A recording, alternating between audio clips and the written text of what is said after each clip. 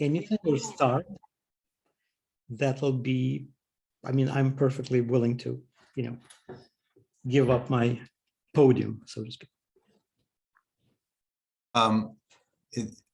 Yeah, thank you, Pavel.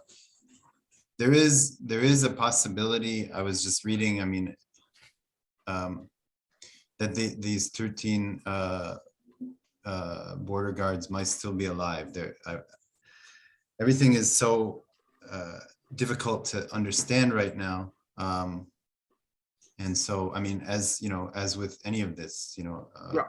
48 hours ago, right? This was, Well, yeah. I wanted to just sort of, one thing, Ian, we talked about yesterday, in war situations, things change rapidly and completely unpredictably.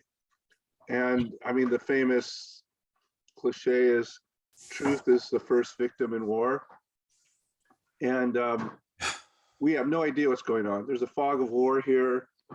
And that's the thing, when you unleash war, all bets are off, all claims of expertise, and what's going to happen next, unless there's some giant force like the US trampling Grenada or whatever. And there's a short-term, mid-term, and long-term. And my experience is it's going to be horrible, and it's going to be horrible in ways we don't even understand yet. And it's a very I don't know if the word is sobering situation. And I'm happy that we could be here together to do this. And I really appreciate the care and the involvement of those who are here. So I appreciate everyone here, the readers and audience. Yeah, thank you for saying that. I also appreciate everybody coming. And I just want to say that, I mean, we've had a number of conversations, Pavel and myself and Rob. We certainly decided that we are not political analysts, and we're not here to do any kind of political analysis. We set this up as a reading of our work, and it's about Odessa. And normally, under normal circumstances, that might have probably led to some humor because of Odessa's culture. But of course, this is a very sober time. It's not the time for that. So I think we adjusted our what we selected to read today. And I think so. Am I going to go first, Pavel? I can't remember. I guess so, yeah. And also, since your work kind of doesn't really lend itself to splitting up, maybe if you want to choose to go ahead, do it in its entirety, and then I'll do it my stuff. All right, that's fine with me. Okay. And I think I put it in the chat a number of times, but just in case. And again, I don't know if people are aware, but Razom or Raz is a Ukrainian organization. In general, they have a lot of projects, but at this moment, all donations are going towards delivering medical supplies into Ukraine. And they have a lot of specifics about that on their website, how they're doing that. And I think it's something important that people might want to know. All right, I'll get started and I'll just read. Of course, yeah, I didn't realize when I started writing this novel in 2012, I had just been in Ukraine, and it was still, under the power of Viktor Yanukovych, and the Party of Regions was advertising in Odessa. So it's a very different place than the last time I was in Odessa. Obviously, I am not from Odessa. My wife is, and it's a place that is very dear to my heart. for that reason and others. And I have friends there, and I chose it as, because of that and other reasons, I chose it as this setting for my novel. And then the 2nd of May 2014 happened, and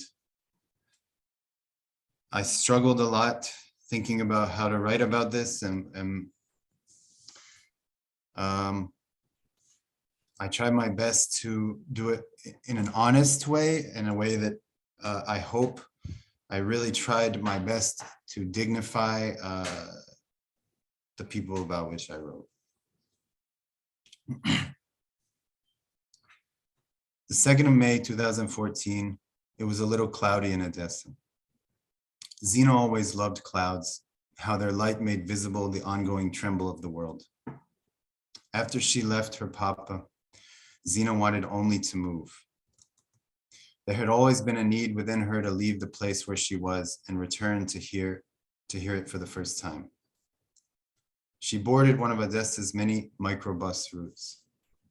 She didn't know which one.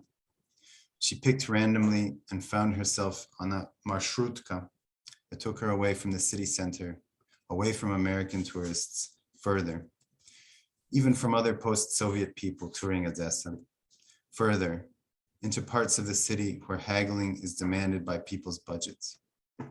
She picked her nose discreetly. Hope had crested, spritzed her face. Immediately, she knew it was the kind of hope that is a rabid lie, feverish, evaporating along with sweat. All the same, it healed her somewhat, touched her forehead, her chin, lifted it like the fingers of a mother. All the same, motherless, maybe she could still love him. Even though she was sitting, she felt as light as the butterfly, throwing herself, since butterflies are feminine in her language, against the window. She flew out of the open sunroof, opened her wings, and was free above Odessa. The smell of cotton candy rose from Park Shevchenko. There, not far below her, was that turning devil's wheel. There was the opera theater. The Black Sea was as flat as a pane laid on the floor. For a moment, this butterfly forgot she wasn't a bird. She kept going, her torso as black as that vastness which did not swallow her. She kept going, her torso as black as that vastness which did not swallow her, only lightly kissed her with puckered waves before she herself plunged in. Tucked into her seat, Zina let the hope recede like the wave it was. What's wrong with the life of an Odessitka? I can buy an apartment here for $200,000. How much am I short? $10. She even laughed at her own joke. A man saw her smile and he sighed. She was only a butterfly. Still, her death became an absence, a wound in the cloth of the world. The woven order came undone. Sometimes people patch such wounds with recycled textures, familiarities, the same old jokes. For those who look closely at the weavings of the world, return is impossible. Abandon all hope, said graffiti in Detroit. That was for a butterfly. What about mass violence? Like what was happening? What about mass violence, like what was happening in Kyiv?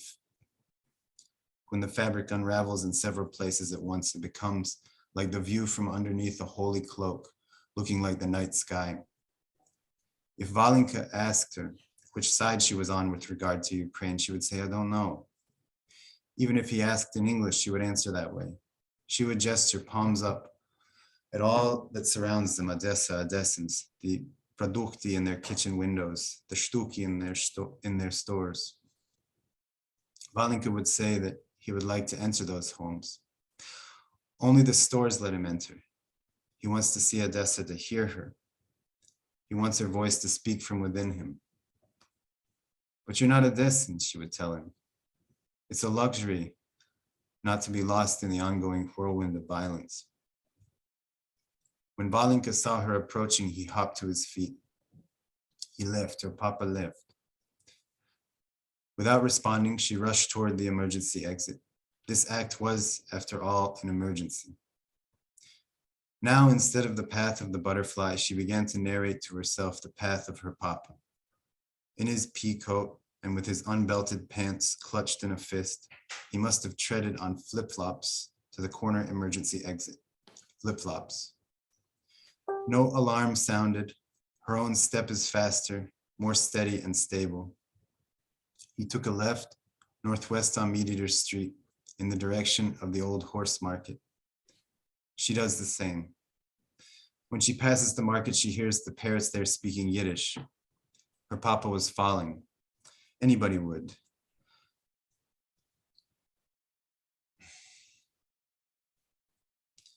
Tucked into her seat, Zina let the hope recede like the, okay, there's a sort of a mistake here. Anybody would wearing flip-flops. What's important is where exactly. The parrots of Old Horse Market say, helfe mir. He must have taken a trolley for a couple clanging stops. Clutching the pole, she gathers her spite like he must have. It always helps to concentrate a scrappy power. With this power, he must have removed his feeble self from the trolley, only a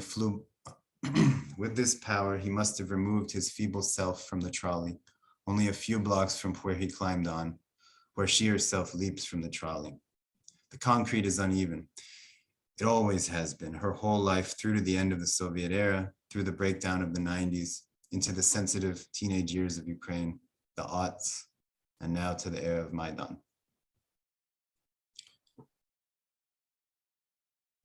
She implores this place, her oldest girlfriend, to help her echolocate her papa. Instead of helping, an Odessan hums an old ditty, an ex-sailor's, who salutes what happened in Crimea. He knows, all the same, that an Odessitka takes her own route. The ex-sailor, a Soviet patriot, would rather slobber over the feet of a man bald as Lenin than say, I obey to a small-time junta, his word, not Zina's. As she strides toward Kulikova, Zina sees a troop of ultras passing in front of the train station. Their shoulders are draped in Ukrainian flags, underneath which are some Chernomorets, the Odessan soccer team t-shirts, but also some from Italy's Kharkov's team, too. Each carries throbbing fists with rags twisted around them. A teenager on a bench sits down bottles with rags out their necks, Molotov cocktails. Her smile, as she twists the rags through the bottlenecks, is like a stifled scream. Zina ducks her head as she sees astride a bicycle, a boy with a cobblestone unmistakable as one of those that make up Deribas Street. All his life, he has known that there was only one use for these cobblestones. He never dared himself until this moment to drape from his bicycle and pick one up to throw. Odessans shout, "Where are you from?" at the Odessan police. A man wanders among the chestnut trees and ambulances, holding out his hands like overturned chairs and screaming, "We're all Odessans." Odessans look at him as if to say, duh. Somebody punched him in the gut. Even though he didn't think it hurt that much, there's a metallic taste in his mouth. A body in the street flaps its arms as if waving you over. It wants to tell you an anecdote. Tell you the truth, the arm is moving because somebody is performing the pulmonary pumps of CPR on the torso to which it's attached. He won't make it. His anecdote will go unheard. Anecdote. There's a dead body shot in the street. What? You think that's news? That's not news, so it's not news. And Odessitka makes her way on the Kulikova field. The tent city there is in cracked and tangled piles. A barricade in the shape of a sickle hunkers in front of the trade union's house. There's Volodya, gazing out, doing his best impression of Stalin. She pivots toward him. At the barricade, she shouts that she's the daughter of Oleg Bondarenko. They make an opening for her, and she hurries through. Volodya has already climbed the steps into the trade union's house, where she presumes her papa is. In the back seat of an abandoned, unclaimed Volga sedan lies a gym bag. Inside that gym bag are a soldering iron, a hacksaw, bronze, nitrate, and a blowtorch. The car next to it was the site of some fondling between a couple who were never able to consummate their relationship. Long Slavic legs sprint on the Kulikova field, stomp on canvas tents, topple slipshod barricades. Cigarette burned, scarred forearms clutch 2x4s. Odessans lob rocks at other Odessans, at themselves, as if they wished the rocks were grenades. As you do in any relationship, Odessans built a barricade between themselves. It is rigged with sandbags and plasterboard. Now Odessans are setting it on fire. Zina was climbing the stairs. Other Odessans climb, duck under open windows, hug walls built by ancestors. The blast of the blowtorch draws beads of fear from their pores. A boy shouts, "They're regularly dropping fire from the roof." A warning, a little bit of advice. 5 kopecks, take it or leave it. A man nearby fires a pistol at that roof and those open windows. Cocktaili Molotova and petrol bombs make violent traffic through the air. Robin red flames that flare and fall. Zina hears Russian, Ukrainian, Odessan. Whatever they speak in Odessa is what is spoken there. She doesn't hear her papa. She keeps expecting to see him shuffle past, his arm akimbo against the wound in his side. She sees men with this grandmotherly posture. They could be any wounded Odessan. Many Odessans limp like he does. The flames roar like the crowd's jeer at the Odessan fool.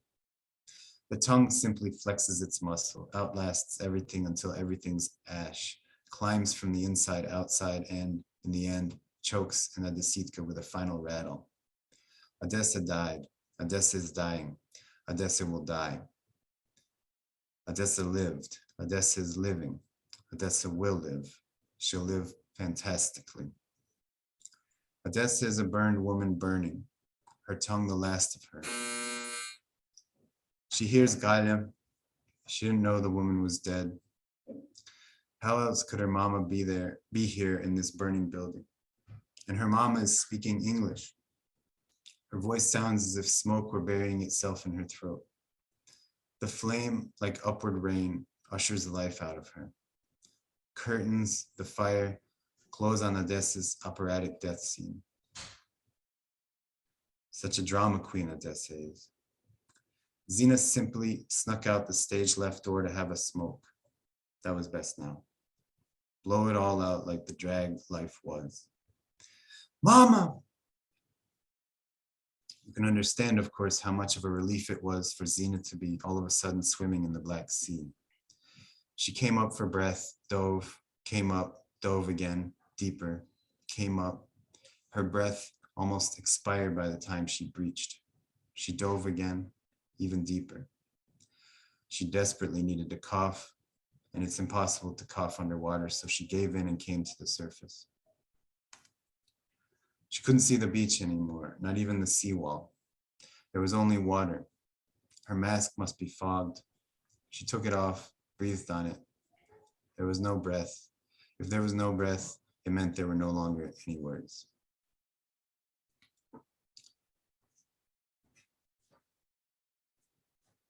Thank you.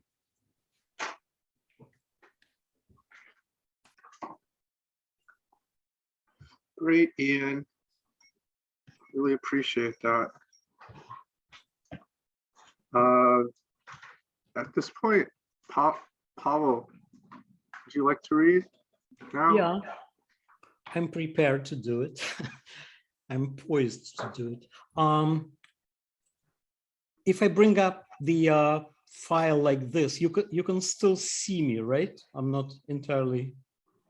Yes, yeah, you're still visible. I'm still visible. It's Okay, still your face. That's good enough. Okay, the first little excerpt I'm going to read is from my novel in progress. It's the first big thing I wrote in English.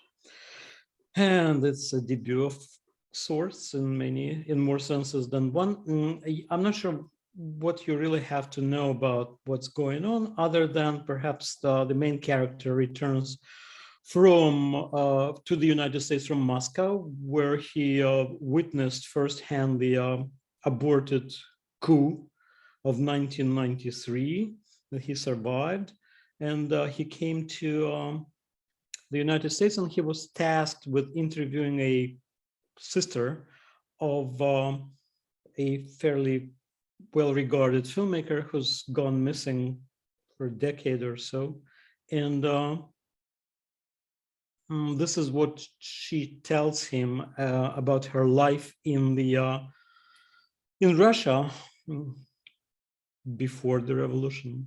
So it goes like this. Another fantasy my parents were trying to keep afloat for me for months and months had to do with Uncle Moisey still being alive, while in fact he was killed in the battle north of Vilno 6 months after he was conscripted into the Imperial Army to fight in the Great War.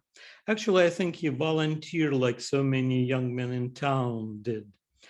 That got me really, really sad even before the news of his death hit home. Not only did the word war have a nasty ring for my 10-year-old self, but it also meant I wouldn't be getting all sorts of holiday presents from Moisey. Come Passover or the New Year, he'd go pagan on his little niece, bringing me beautiful animal masks made out of papier-mâché that smelled of glue, and all sorts of hand puppets, even the prized porcelain wonders made by Strager and Fingerhood factory that he used for the puppet shows he staged for me, his sole audience, while hiding behind the 2 chairs, standing them side by side in the living room. He was 25 at the time, 10 years my father's junior, very handsome, very sweet, kind and funny. And then he just went off to the war. At first, we'd get his letters from the Southwestern Front filled with stories that were hard to believe. At least some of them were, like the one I remember to this day where he barely survived the friendly fire by squatting down accidentally a split second before the cannonball behind him was fired by a Russian artillerist at the advancing German infantry. He didn't elaborate why he had to squat. A felicitous call of nature, one can only guess, or the one about trying to get drunk on cheap moonshine his buddies got from the Polish villagers during the lull in action, and how they downed the glasses filled to the brim with muddy liquid, which was potent and smelled okay. They were told it was made from a mix of potato and bulrush, only to realize upon the customary after-drink belch that the substance used for brewing the potion was excrement, human or animal. They couldn't tell, nor did they feel like finding out for certain. Then, after a few more letters filled with funny stories that also tested our credulity, the correspondence petered out and then stopped. For months and months after Armistice Day, they'd tell me that Moisey was on his way home, or detained in a hospital being treated for a gangrene, or getting married someplace outside of Warsaw, etc., etc. When finally, as I was about to turn 12, they told me that my favorite uncle died in the Battle of Vilno. I remember crying my eyes out for weeks on end, non-stop, thought my little heart would break, nothing would console me, nothing. I couldn't bring myself to go to school or leave the apartment or eat. I turned into a walking skeleton. Uncle Moisey's death hit me very hard. Then it dawned on me that it's not your own death that is the most terrible thing that can happen to you, but the death of your loved one. No easy way of handling it for the survivor. Greg was crushed too, of course, but being almost 17 at the time, I think he was better equipped to carry that burden. The next piece was written in Russian. originally and translated into English by my wonderful translator, Sergei Levchin, who was born and partially raised in Kiev, partially because he made it to the United States with his late artist father and brother. That when he was 12, that age difference kind of created an interesting dynamic between us, and we addressed that actually occasional variance of opinion. We did an interview that accompanied those couple of pieces that appeared in a now defunct Calc magazine for literature in translation, fairly short-lived, unfortunately. It existed for about 5 years. Anyhow, this is me at my most O. Henry-esque, I guess, and it happens exclusively in Odessa. Note that the first piece did not, the girl also spent some time there before she came over to the States in 1918, fleeing the Civil War, with her soon to become a well-regarded film director brother. This one is the last words, comes after the collapse of the Soviet Union. Lest laid over mercilessly alone on a half-forgotten freight, Joe Tough Not Fink rolled into town, the same old town where, according to Diana, feeling it sweetheart noise, he had spent his childhood digging the birdies in a pear tree, kind of like what Sergei did with the fairly idiomatic Russian "Huem grusha kalacheval," rendering into pretty Dada-esque bit of non-existent expression in English, digging the birdies in a pear tree. They had a few trees in the back of the house. Diana had 2 hard, ruddy fists fooling around with the Eskimo pie in the lobby of the new generation house, but they had stuck a dropper in both his eyes so that it was impossible to tell who was starring and who was extra. Joe made his way through the unfamiliar streets. A shower of debris fell from the window ledges. "Where's the Xing?" queried a crippled girl in a pantsuit. He didn't understand, shrugged, said, "I was going to ask you." She stared at him like there was a meat grinder handle bolted to the side of his head. Joe entered into a dark courtyard. "Hey, kid, I'm looking for 2 old boys, Pakchayan, Lusik, and Vsevolod. Heard of them?" The boy nearly fell off the balcony. "They're my 2 uncles." "Shitting me?" "Fucked if I am." And the boy let drop a set of keys with a note, "Back soon, come up, make do, the kid is harmless too." The boy brought out a bottle of Courvoisier and poured out 2 shots earnestly, then 2 more. Then they played last words. "More light?" "Edison?" "Goethe." "Get out?" "Marx." "Right." "Kant?" "Don't know." "Good." "Abelard?" "Don't know." "Right." Joe was beginning to get fuzzy. There was another round. Lusik used to be class president of sorts. "Sevka, that's a whole other story," said Joe. Older versions of Lusik and Vsevolod came home and wanted to know about America. "America," said Joe. "America's all right. How are things here?" Lusik and Vsevolod were in business. They had bought a house in Bastardov, kicked out the old folks, and leased the first floor to a bank.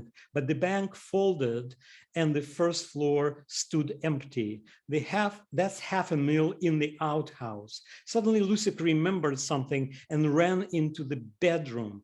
He came back with a mug shaped like a bidet. It used to be Diana's favorite. "How's old lady Di?" inquired Vsevolod. "Depends who you ask," said Joe. 3 years ago, Diana left him for a famous art activist. He did a piece lounging around a gallery naked in the company of several old-style alarm clocks feeding on hot dogs. By way of grand finale, he smeared himself with mustard and invited the public to lick him. Many resisted. Diana couldn't. The alarm clock showed the exact times around the countries of the G8. Jemsich, or whatever his name, even got invited to the Belgrade Biennale. He was that relevant. Oh, said Joe, I was headed for the graveyard. A bit early, exclaimed Lusik and Vsevolod. I'm seeing Uncle Kotya. Kotya was a shameless smoker who lasted 96 years. His last words were, nobody should live this long, decided Joe for some reason. He found the gravestone beside the brick cemetery wall. The plot had been hijacked by bands of nettles. There was no one to look after it. Could ask the boy, thought Joe. Foreigners equipped with floral arrangements wandered about the graveyard in search of kin, and Joe saw himself as a piece of a complex mechanism designed especially for nostalgic necronomads. Here lies uncle, there's his daughter, here's first love, and over here is second love. He made a remark to this effect. Don't be so complicated, Zhorka, retorted Lucy. Vsevolod had stayed home to make dinner. I'm trying, said Joe, catching sight of Diana Noyes. Mountaineer Dr. Koch called his daughter Devil's Barbie. Koch's all right if you hold on tight was a popular refrain on the slopes of the Elbrus. The old man was half senile, but he could still do Vysotsky sing-along at a picnic. What could be better than mountains? Mountains! Baby Diana had golden ringlets. She screamed, I don't want the blue dress. I want the pink dress. And she got the pink dress every time. And what did he do? Climbed to the top of Coit Tower a year ago, called her from the payphone up there, shivering, nothing. Why didn't she pick up? He did screw her periodically, didn't he? There was also a string of modest but genuine offerings. There were opera festivals in Verona and Salzburg. Diana? Hey, Joe, meet Zemsich. Zemsich, Joe, a shaved head in chic goggles peeked out at him from behind the Koch monument. Good to meet you, Joe. Cool place, huh? The head grinned. Zemsich wants to get an art intervention going here, explained Diana. He says there's real discourse potential. Right here, asked Joe. Cool. Why the hell did I waste 5 years of my life on that art bag, thought Joe, riding in the Pakchayan Lexus. Could have married anybody. Back then it was easy. Everyone was somebody's cousin or best friend. Weekends at the dacha, spin the bottle, new dance every month. How's old Garik? Asked Joe. He had a baby sister. Strip your souls when you're not watching. Same as ever, huh? Well, what about his sister? Garik's in Moscow. He's in business like everyone else. Baby sister went to absolute shit. Lusik liked to wave his arms about. The old girl borrowed a mill at a very high rate. Her partner, also an American guy, he wasn't exactly versed in the ways of this world here. You know what I mean? Here, something bumped them and threw them in the air, twisting them about and squeezing them into another dimension until a kind of truncated eternity came over them, held their skulls in a vise and crushed them, and all of a sudden a row of cages swayed in the heat of a summer afternoon where the spectator and the exhibit are one and the same, and for a small fee you could have a handful of hay, observe yourself and scratch yourself roughly behind the ear, and stern-faced women are selling dusty melons by the entrance. They cut into them and extract a wondrous little pyramid, which they hold up towards you, perched on the tip of their knives. Try it, you'll like it, but there's no way you'll ever try it. You'll just get your lips cut to bloody pieces. It was pouring dreadfully at the funeral. Vsevolod pressed the boy close. The boy was sobbing. He kept saying two objects are identical, not with respect to essences, but by virtue of their indifference. Zemshich was shooting the funeral in soft focus. His green sneakers flashed behind the dull gravestones. Diana hurried after him with an umbrella, hastily translating the basic points of the sermon and prayers. Discourse potential was swelling newly under his grasp. Okay, that one was translated by Sergei Levchin again. And the short third one I want to do is a little bit, airs a little bit on a carnivalesque side or parabolic side, if there is such a thing. Probably there is, but it being a reading on Odessa, I thought that, do that as well. Maybe it'll seem more parabolic than flamboyant. It's called Status Quo, also translated by Sergei Levchin. Once down on a ashy beach, Lida glanced about prudishly, pulled off her diminutive top, introducing two pale breakfast rolls, 50 cents apiece, turned this way and that, and at last managed to inflame a handsome vacationer called Tsvetan. Tsvetan offered Greek perfume, Fernandel classics, vigorously narrated sunsets, and waited. Lida also waited. She buried a lover last winter. He was felled by a drunk driver, and she was conflicted. Should it be now or a bit later? One night when Tsvetan had waited long enough, and it happened, a red-faced Greek in a pristine undershirt made them coffee ground with sugar powder and whistled something that sounded like sirtaki, reggae mix. Then they left the island and wandered. On the night train from Venice to Vienna, Lida noticed that Tsvetan didn't make a habit of changing his shorts and thought to voice her opinion on the matter. Her last guy had always kept himself extra clean. Head is key, said Tsvetan, probably not so worried about it now. Idiot, retorted Lida. When the Iron Curtain came down, Lida went to Madrid to make money. She sang Gorbachev chastushkas in the subway, then joined a band of midgets from Dushanbe, juggled and made do. Her late lover picked her up in the Retiro Park by the equestrian Alfonso XII. He was a black guy with a bit of Russian. Remember, stinker.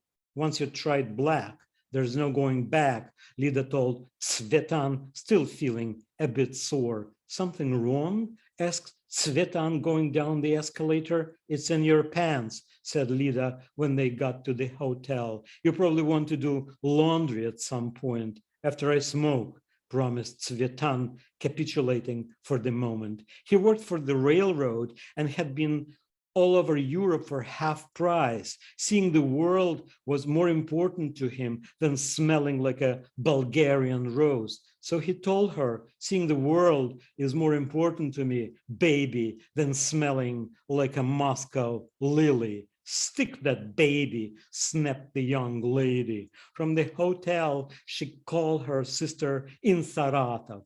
She called her whenever they got to a new place. Anka, you little bitch, what's bugging, pisshead? You'll shit yourself when you see the get-ups here. Fucking A. Lida was seriously starting to get on his nerves. Now this laundry business. Maybe he's not crazy about her shorts either. Clean, dirty, whatever. He's just not into it.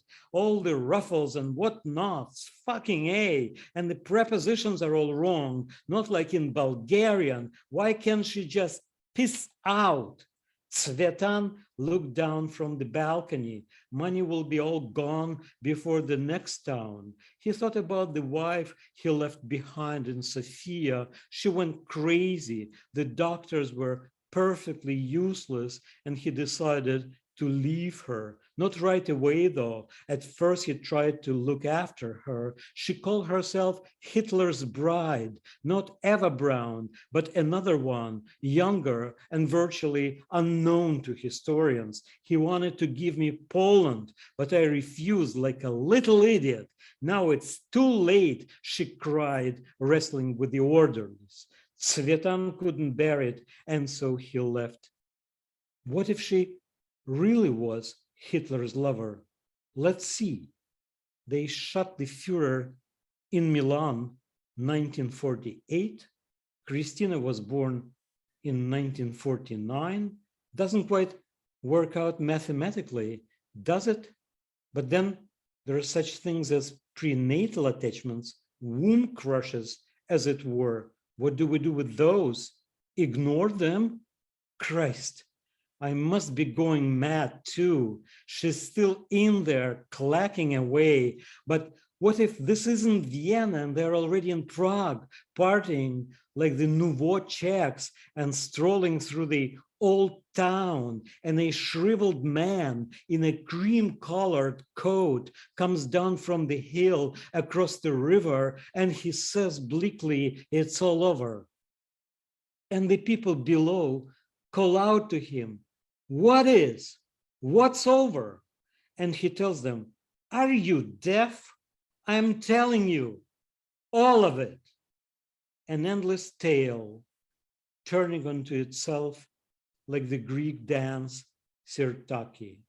History that bears no fruit. A tale of a Russian girl who steals money from a Bulgarian man while he goes out to smoke on the balcony, and while she washes her underwear, he restores the status quo. Thank you. That's all I wanted to read.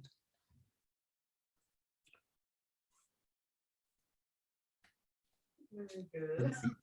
Can we talk a little bit about Yep, that was great. Thank you. what we had?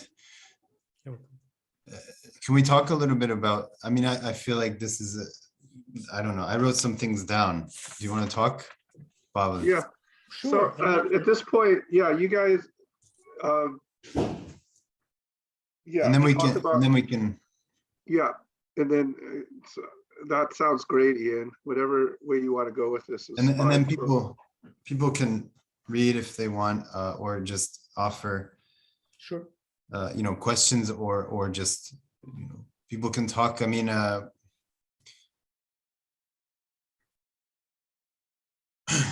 I wanted to say that, I mean, we started out with this moment of silence about the 13 heroes honored posthumously by Ukraine, by President Zelensky.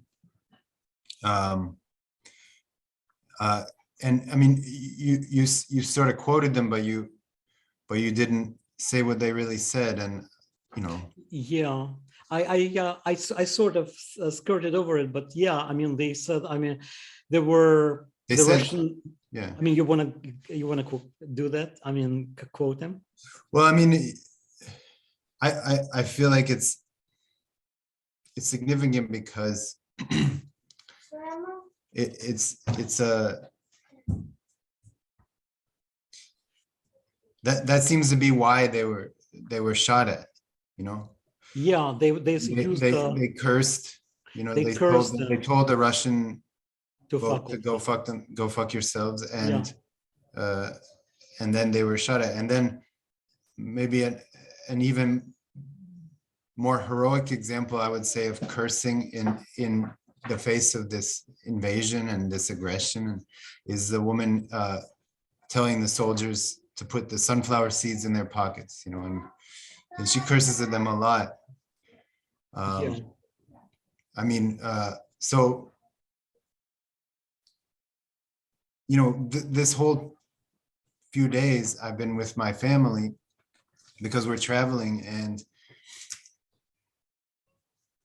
you know, life has to go on, especially for children. I'm my small children, and you know, we have to talk about everything and change the diapers, everything. And, that's what you have to do. And when I talk to this friends who were a big influence and who I thank at the end of my book, whenever I talk to them on the phone, they say, this man says, hug your children. And it's a difficult thing to hear.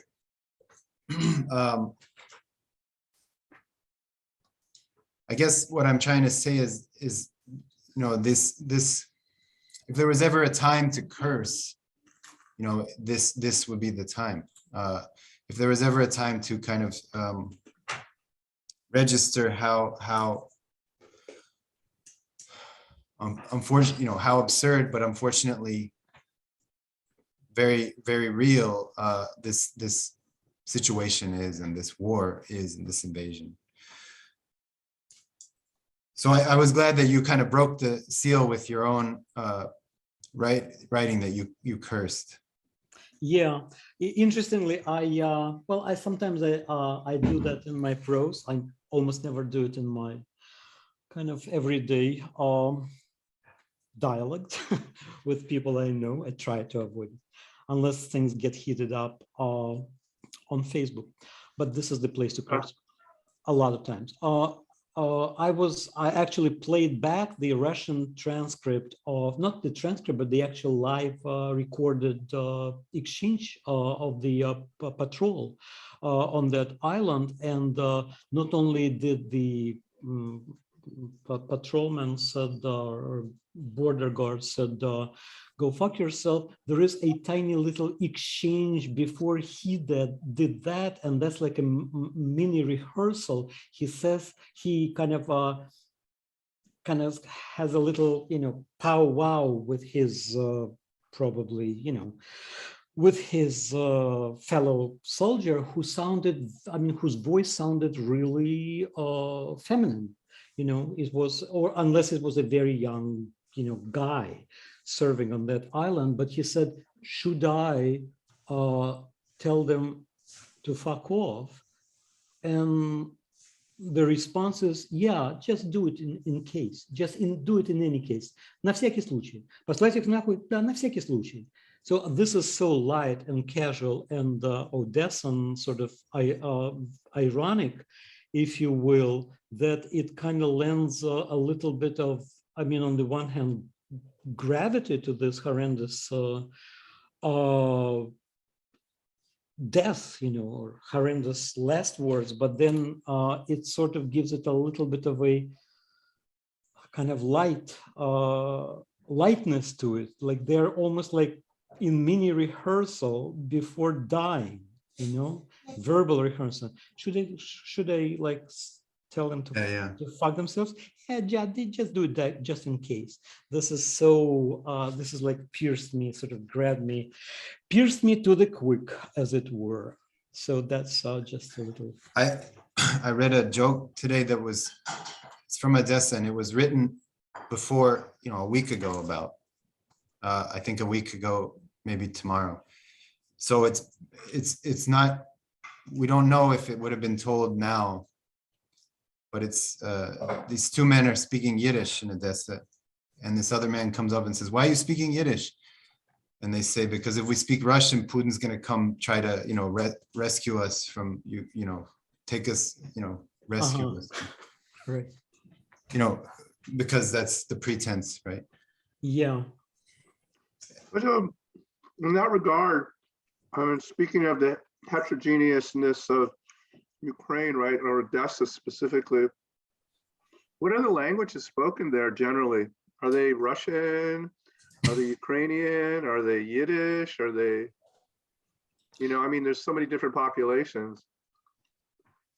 Well, back in the old days, and I'm not, I can vouchsafe only until 1976, but perhaps much, through that and much later, it was primarily Russian, to be exact, or to be honest with you. Of course, Ukrainian was taught in schools. and I studied Ukrainian, and there was a, entrance or exit exams from high school. We did the Ukrainian literature and Ukrainian language, but mostly conversation. Of course, it was heavily influenced by Ukrainian because that was a huge chunk of the population always, and of course, Yiddishisms borrowed from generously.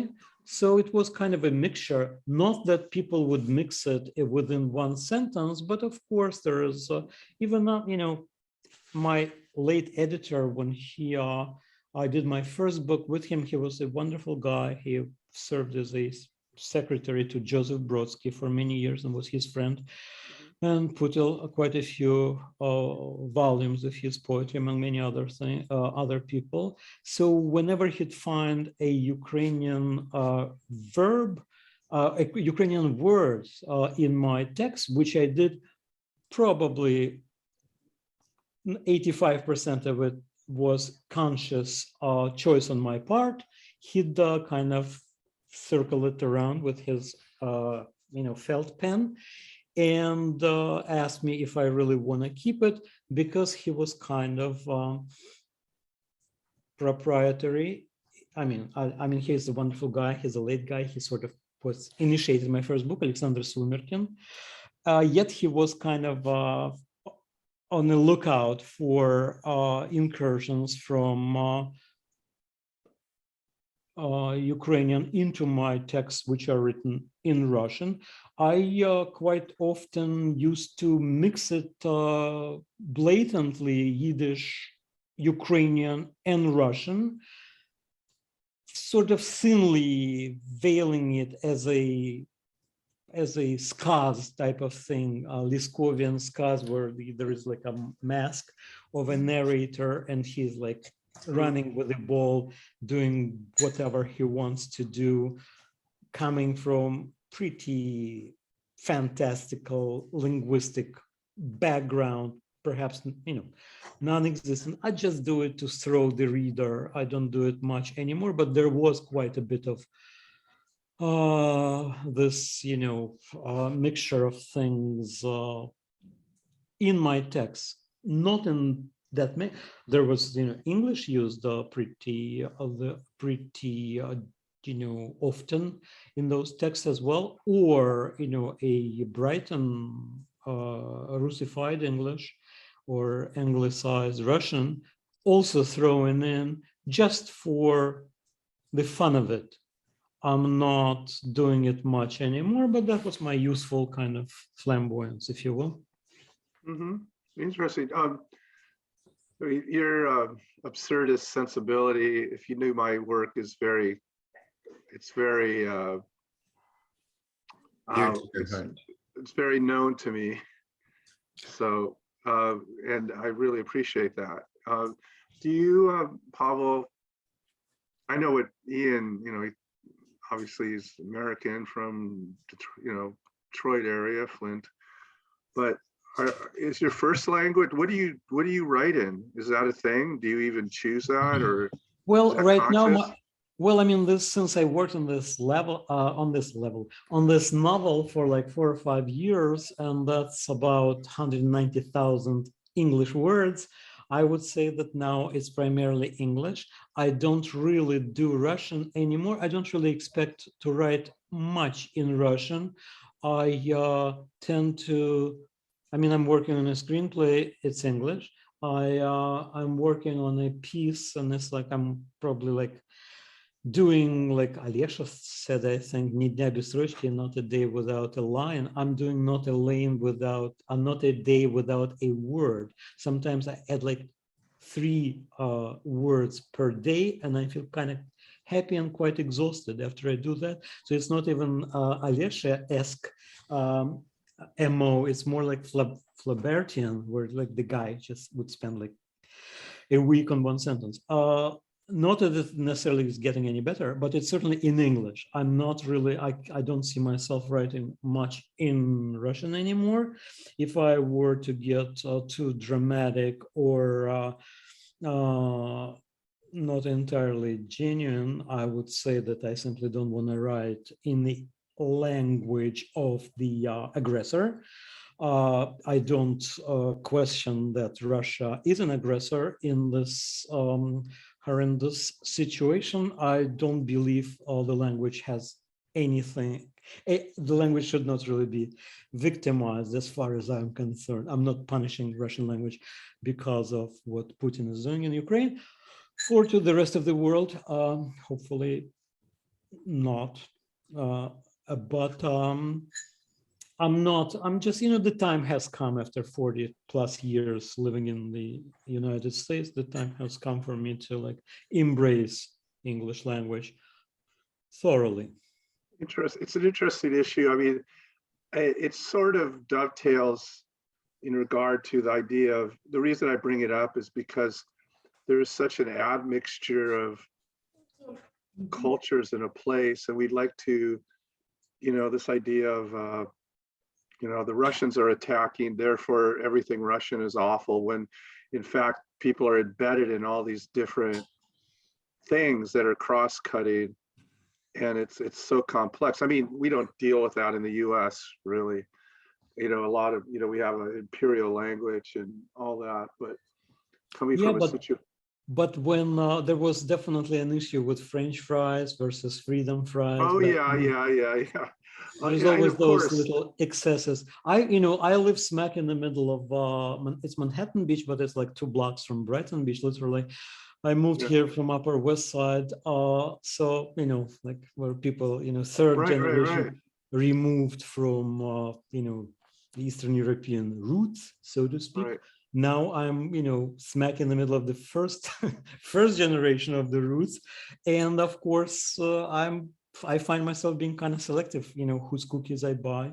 I mean, who's the producer of cookies and candies. I live close to my parents. I'm doing shopping for them, so my dad is kind of appreciates Russian sweet things, but I am becoming a little more conscious of the manufacturer. Right. Be a good title of a book. Whose cookies do I buy? Whose cookies are these? Yeah. Or do you mind our cookies? Yeah. No, that sounds. I mean, I think part of what is happening is that the world is now able to understand how diverse Ukraine is as a country. It's not, and Putin is trying to present this idea, this false idea that it's, it's kind of this place that has really no culture, this revisionist history that it was invented by the Soviets in that speech that he gave on Monday. Yeah. It's just it's such a reduction, and the denazification is such an insult to Zelensky, who of course probably everyone knows is Jewish, and who also is formerly a comedian, TV comedian. So I mean, there's something to be said about advancing this idea that Ukraine is not. It's not a monolithic place. It's a very diverse place, with lots of different peoples and languages and dialects. Languages are just dialects with armies and navies, as the Yiddish saying goes. So somebody just put out they took Putin's speech from Monday, this Ukrainian American or Russian American poet.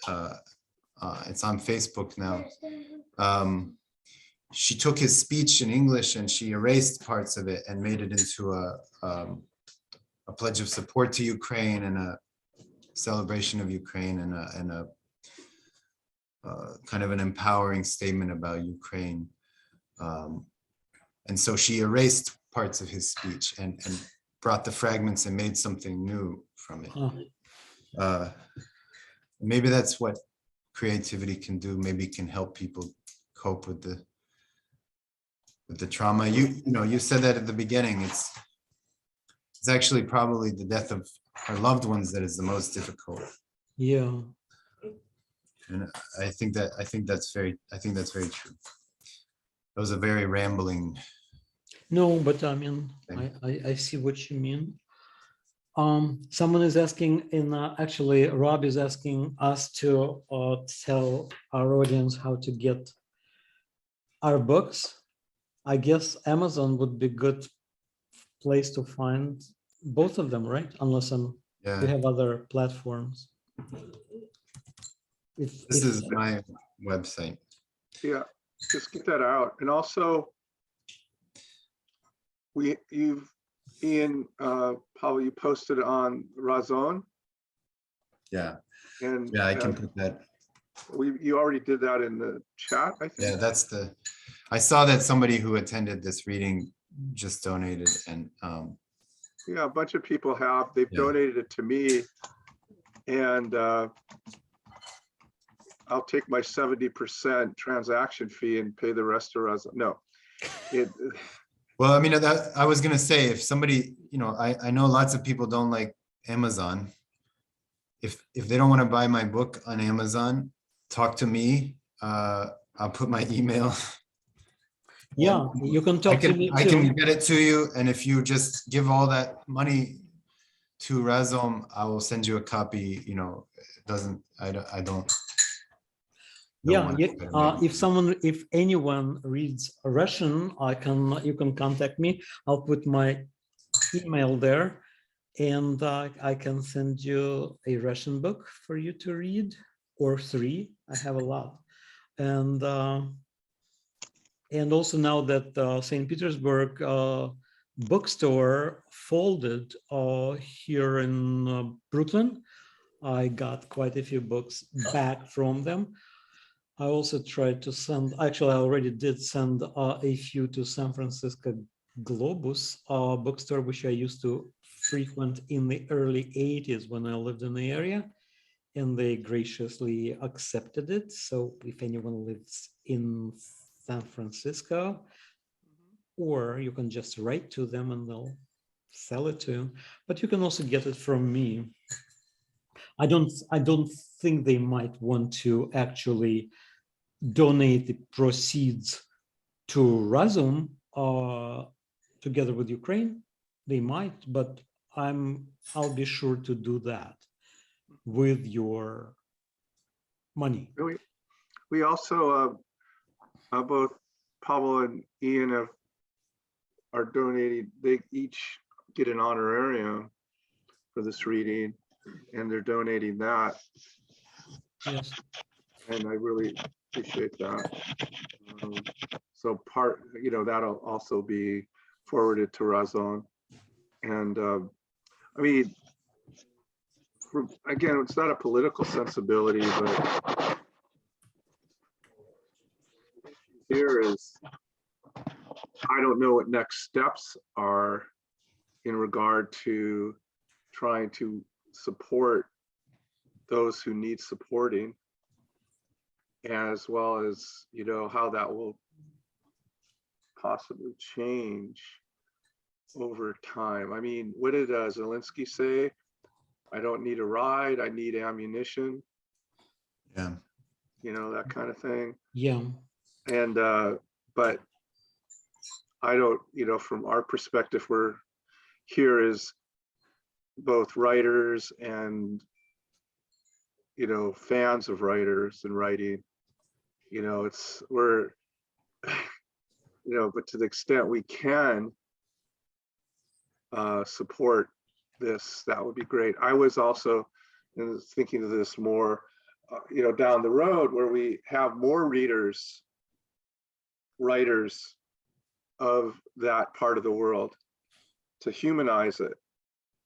I had Ilya on with his wife Katie 6 months ago, reading 4 months ago, I don't remember. Anyway, yeah, reading from Deaf Republic and such, and that humanizes it, and just more of that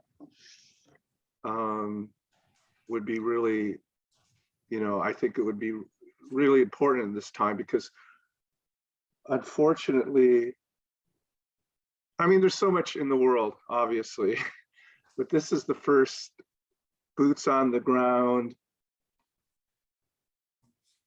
hostile attack, if you don't count Hungary and Czechoslovakia, in Europe since World War II.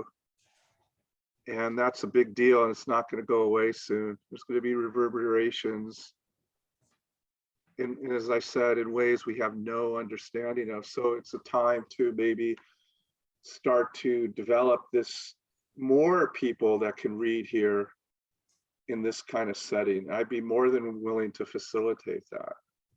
I mean, things go in all sorts of directions. I don't need to adhere to or maintain a certain kind of reading series. It's pretty much up to me. So if that seems useful, that's something we could think about, because this is wonderful to hear the different voices. You know, this idea of what Odessa is not, you can't look it up on Wikipedia. The way you get a sense of what Odessa is from hearing from people with different experiences and insights and ways of thinking about whatever Odessa means to you, kind of thing, whatever it is, you know, whatever. Yeah. So I think this is a really good opportunity, you know, and I think, you know, I will help facilitate that. We have a great American writer in amongst our audience, Rafi Zabor, who actually spent some time in Odessa. If I'm, no, you've never been there? You were on the other side in Turkey? It was on a tour. We went from Moscow to Tbilisi to Yerevan, Baku, and then east. I see. As For far as some reason- Almaty. Okay. Huh.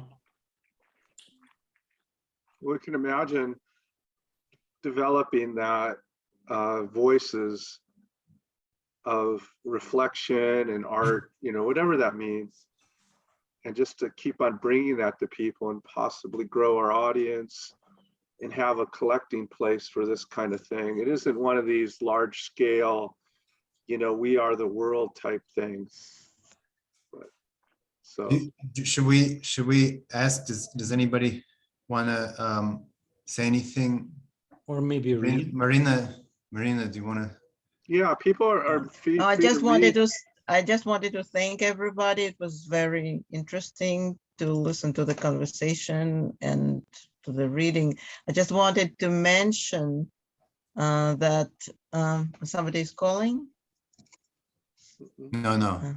Okay, so I just wanted to mention that it just brought to mind, the talk about cookies brought to mind that it's a very common discourse in Russia, especially in the among the bureaucrats, about this pechenki, these cookies which are given to the, you know, agents or whatever, to the Ukrainians to support from the West, from America.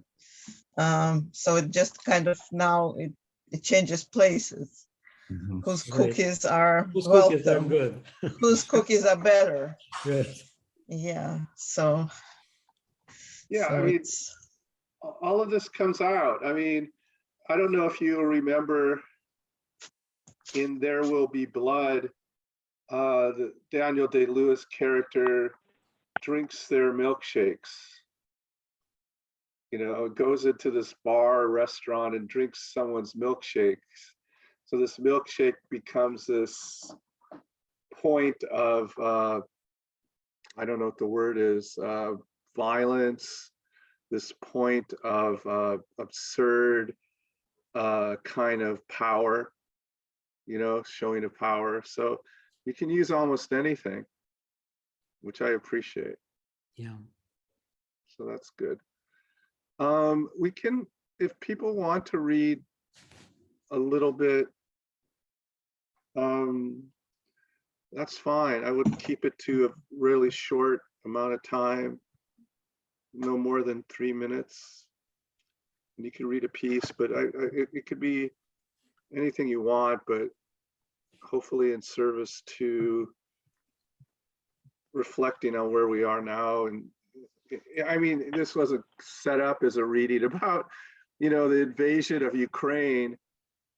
In no way do we knew there was a crisis, but to the extent you can orient yourself to that, that would be good.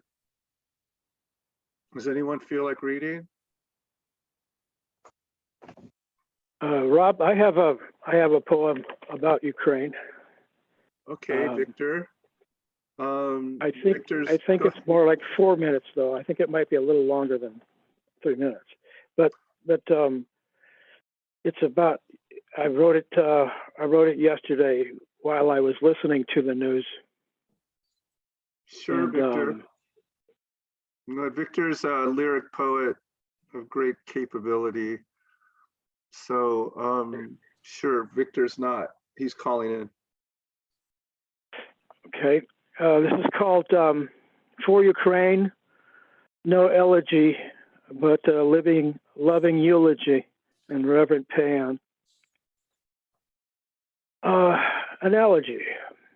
As bitter Hitler, anxious to upraise all German eyes from chasms of humiliated and defeated World War dead, and punishing in pointed penalty and penury of mind, and empty alimentary, and a surfeit of self-worth, to upswell against those throes by the expediently application of a cruelty against minorities of difference, which members cut and cruelly stacked the German nation mounted up and stood upon, and wishfully upstretched upon their tallest prideful toes. And to that Hitler, by the dint of bully military waxing thrust and dominating act, against their former conquerors and foes, usurping swift their lands to add them chunk on chunk of soil, abased and chastened to the German prideful pile, and whereon standing simulates a loftiness, an ersatz noble elevation, but so unstably high and like to shift, must guarantee a harmful tumble to a mal abysmal base and basement station. But a while, the tranced illusion of great height is doubtless heady, steady, with a potent, doubtless forceful forward and blind confidence of faith. So seemingly leans from dark into a light, but only by the sly depicting of a concoction, incantation, conjure. To your seeming folds a concave to a convexation by that rude, deceitful conversation. When verily you've stretched and reached anesthetized against your innate bent to kindly dignity of privacy, from dim unto a public dimmer. So you become such umber shadowed blight upon others bright of day, they must you, as malignant cancer, cut away to catch again a peaceful glimmer, lumen eye and ceasing sufferance. And oh, so to you who are thrown and pressed beneath that aggregate bituminate of arrogance, as smothers every green and free with ugly darkling pavings of another's gory glory. Oh, so I say to thee, take heart, courageous heart, courageous, for that freely freedom verdure ever pushes up with endless subtle pressures upon 1,000 spots. Oh, just as seedlings sighted find a tiny mite of open light, a pavement crack, so aim, apply, so modestly, inexorably, and pushing, moving, quietusly riotous, to messing and contuming, contrarietous against that overweening, tyrannous and concrete shell, where mincing furtive wary walk the tyrannized. A shell as must ultimately fracture into flakes, and all subsuming asphalt hells and shit sheet boundaries of tyranny, fragmented to admit the day, to show fat rounded freedom's urge alive, not gone, but undiminished, merely flat, as vital mounds of dough rolled thin, retain their life and pith and elasticity, however serving as foundation for a darkling tyrant's torment toppings. And I tell you now that sweet green impetus and freely incitation is an ever spring neath olive obfuscation, growing gray and grinding petty granularity of brute subjection to authority, intends to swell itself by your apparent diminution. Oh, but no such paving rests unbroken. Yes, all floods leak round the stanch install, and pretty primavera after wasting winter is historic norm. So spring is ever extant, elsewhere open, spread about, and springs allied, aligned to spring.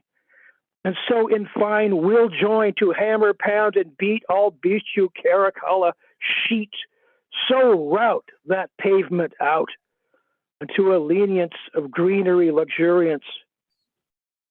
For straightened, narrow, mesomorphic tyranny, presumed a sure relief from anxiously uncertainty's duress, must thin, attenuate to ectomorph, as soon revives life's angry demon ambiguity, and facilitates lost faith in tyranny.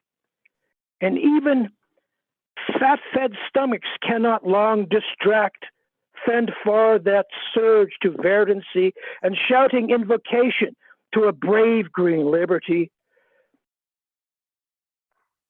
Whatever stuffing stuffed to human satisfaction will not fill nor fake that open liberty so natively, gestatingly, so everly within us, and which freedom's child we will have out.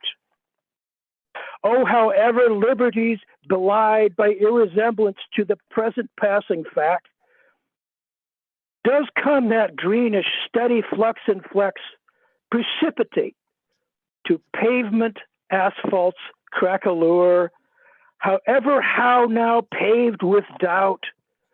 Oh, and so, my friends, a rest of patience then, belief in your relief, and finally, my friends, for every winter's empire, yes, must come to grief by freedom's buck up neath that peckish, brutish brittle, and which verdant, ardent beat facilitates, come brilliant to a greenish, vinish, blessed infestation. Oh, those sweet spring ever apple oozings out, as finally, so final, iron rusting breaks into the screw upon the press. The end. Thank you, Victor. You are welcome, sir. Thank you for letting me read. I appreciate it. Sure. Great. Are there any others that want to read? One thing I put this out on Facebook. I always do it. Sometimes I do a lot of work, political work and stuff, but at the beginning of a poem, poetry reading, I will read this poem. It's short. It's by Wilfred Owen. It's about World War II.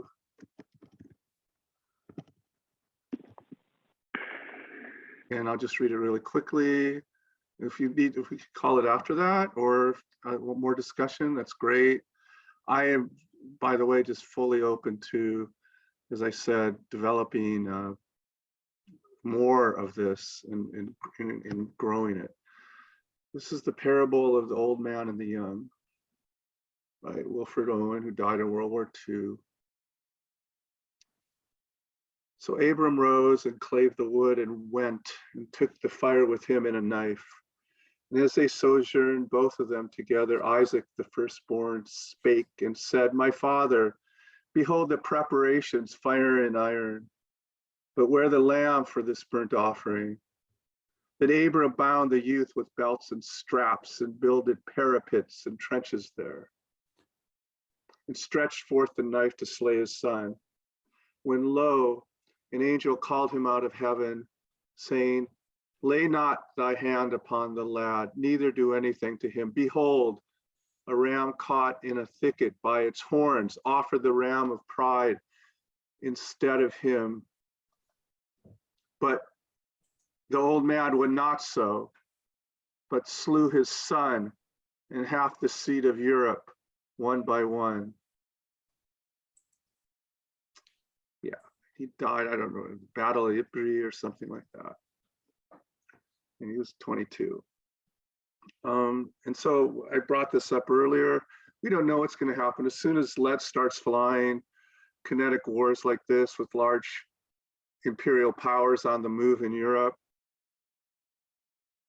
it's sobering, to say the least. So I really appreciate both Pavel and Ian doing what you're doing. And let's continue this conversation. I'm serious. And we can, I've recorded this. It's not for public, discussion per se, but if people want to use it, that's fine. And yeah, let's see here. So I think, Sally, do you want to read? I mean, you can, I don't care. I mean, I think my poem is too American. so what? I don't know what that means.